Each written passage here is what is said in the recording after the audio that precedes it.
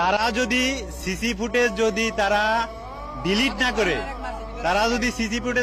না করে তাহলে এটি সঠিক তথ্যটা ফায়ার সার্ভিসের কর্মীদের উপর যে হাত তুলছে এটা প্রমাণ পাওয়া যাবে, কিন্তু তারা সিসি ফুটেজ রাখবে কিনা এটি এখন আমাদের কন্ডিশন। একজন ফায়ার সার্ভিস পিছনে গেছে, ওনাকে ধরে নিয়ে ওখানে 25 থেকে 30 জন লোক উদম মারছে, মানে খুব মারছে। যখন পুলিশ গেছে যে কি করছিস তোমরা, এরা তোমাদের জন্য আসছে, তোমাদেরকে বাঁচাতে আসছে তোমরা। তখন পুলিশ যাওয়ার পরে পুলিশকে মারছে। তখন একজন ভিতর থেকে দৌড় বের হয়েছে যে আমাদের সদস্যদেরকে মারছে।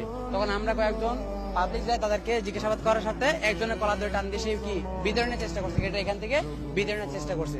আপনার চেষ্টা পারে নাই, সে অনেক দেখাচ্ছে, ঘুষি টুসি মারছে, অনেক কিছু। একজন ফায়ার সার্ভিসের গাল দেখেন এখন দাগ আছে, ফোলাই হচ্ছে।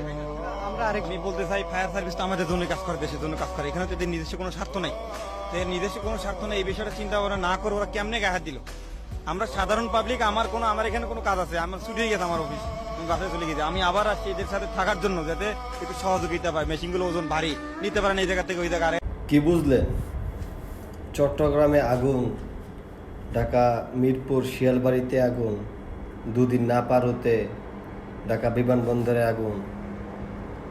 ঢাকা বিমানবন্দরে আগুন নিবানোর জন্য ফায়ার সার্ভিসের দল যখন আগুন নিবাচ্ছে, তাদের উপর মারধর চলতেছে।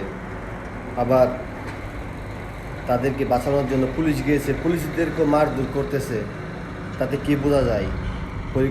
পরিকল্পিতভাবে এই আগুন লাগানো হয়েছে। আগুন জ্বলতে দেবে তারা, নিভাতে দেবে না। তার মানে কি বোঝা যায়? সকল প্রবাসীর পক্ষ থেকে একটাই দাবি, এক সপ্তাহের ভিতরে যেহেতু 3টি জায়গার মধ্যে আগুন লেগেছে, আপনারা সুস্থ তদন্ত করে খুঁজুন এটা কি পরিকল্পিতভাবে আগুন লেগেছে না এভাবেই আগুন লেগেছে। সবার প্রতি দৃষ্টি আকর্ষণ করে বলছি। ধন্যবাদ সবাইকে।